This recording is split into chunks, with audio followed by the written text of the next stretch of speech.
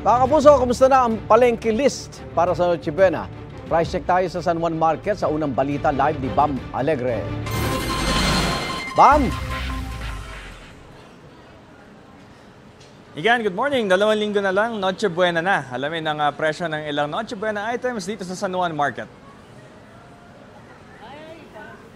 Sa San Juan Market, sari-saring Noche Buena items na makikita. Halimbawa, ang spaghetti pack na ito, 150 pesos. Ang 440 grams na keso, 130 pesos.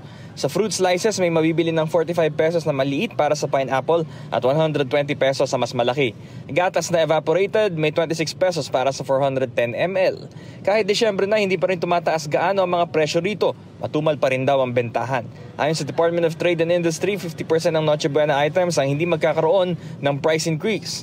Kabilang dyan ang queso de bola, pasta, spaghetti sauce at all-purpose cream. Gayunman, pahirapan pa rin sa pag-budget ang ilang ilaw ng tahanan sa pagpaplano sa Noche Buena. Kailangan balansehin ang pagtitipid at may maayos na maihahain. Meron naman sir, pa isa-isa lang.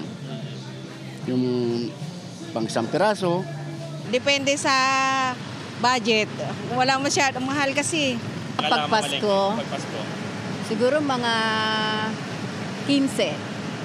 15,000, lahat-lahat na yun. Hanggang ano na yun, hanggang bagong taon.